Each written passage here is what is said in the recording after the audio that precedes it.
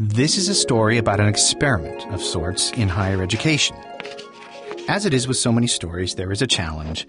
There are people at risk if the challenge goes unmet.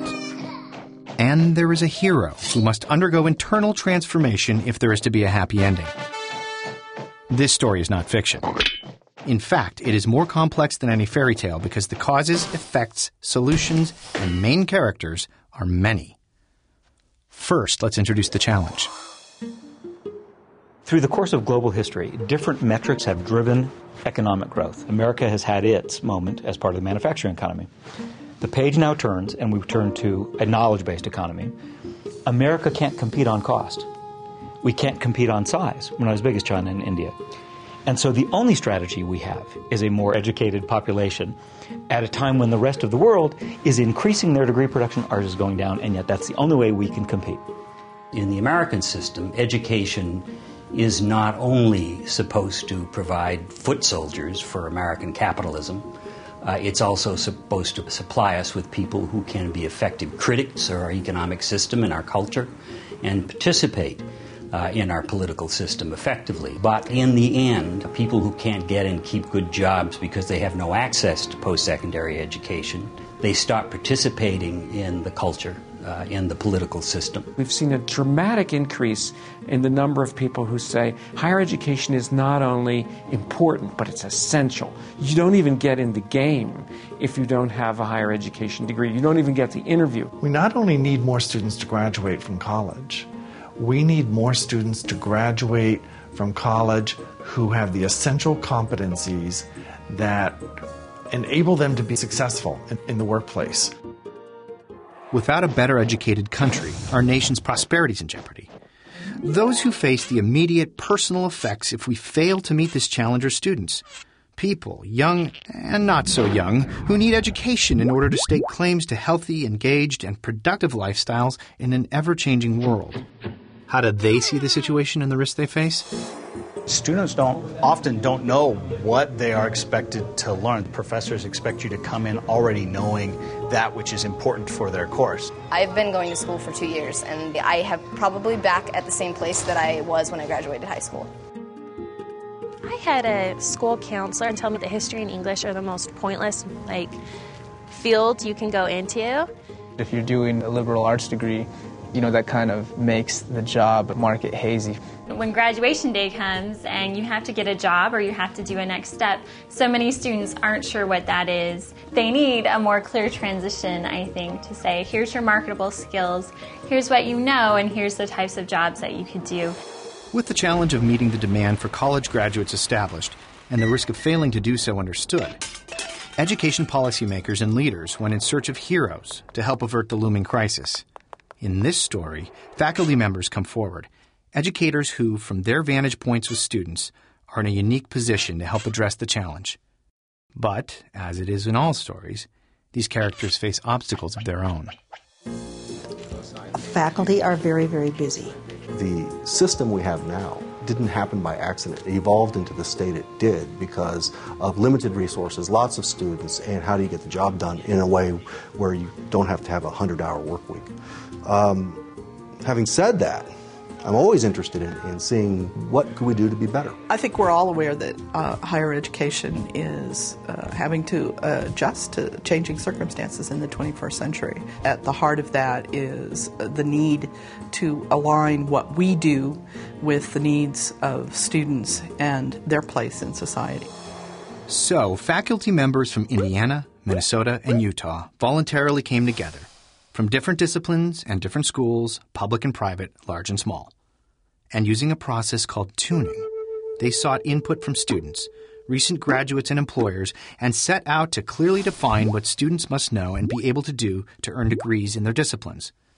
The idea was that with a clearer path to further education and employment, more and more students could confidently pursue their goals.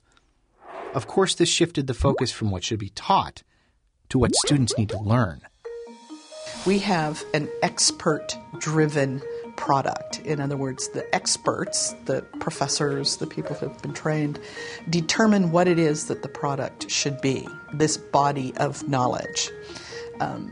We're not abandoning that perspective, but if you look at it from sort of a slightly different direction, in order to see what it is that students need, what it is that the economy needs, what it is society needs, that provides new ideas about what those skills ought to be and how they ought to be defined. It flips the post-secondary system on its head and makes a system that is traditionally focused on meeting the needs and interests of the institution and turns it into a system that is intended to meet the needs of the students that it's supposed to be serving. The whole system is being focused on giving an education that permits that student to move forward in their career or to be able to enter a career and to succeed as a contributing citizen, as a productive worker. We're not trying to say this is the only way to teach, this is the only topic, but we're saying here's some competencies that we think students should achieve. Do you agree? You might do this slightly differently, but you're still trying to get to those competencies. We've actually developed a lot of new learning outcomes perspectives in the U.S. over the last few years. But tuning represents the most important of the ones that we've seen because it's faculty-driven. That is, the people who are actually doing the teaching drive the process. And it results in outcomes that students, that employers, and that policymakers can understand and measure. Faculty members met, and they met again. Soon they began to agree on what students need to learn, both subject area knowledge and more general skills they should be able to demonstrate upon graduation, and describe these outcomes in terms everyone could understand.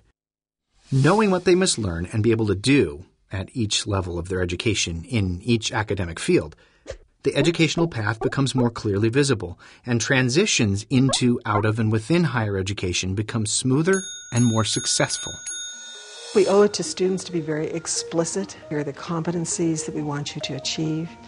Here are the kinds of experiences we're going to offer you to achieve them. If you have high expectations and then you help students meet those expectations, they'll do it. We need higher education systems that allow the students to sort of navigate through the system in the most cost-effective way, not just community colleges and universities, but potentially through multiple community colleges and multiple universities. It's an extremely useful process to make very clear and precise what it is we're trying to accomplish. As a scientist, this is something we've been trained to do scientifically, but we don't always do in education. There is something magical about faculty coming together and establishing these trust relationships with each other so that if we look at the transcript from another institution, we have confidence that this represents the kind of teaching or the kind of work that we would be doing. It was a collegial exercise, and we had a lot of help from our professional organization, and we received an awful lot of help from one another. There's a lot in it for everyone who's involved in the process. From the perspective of students,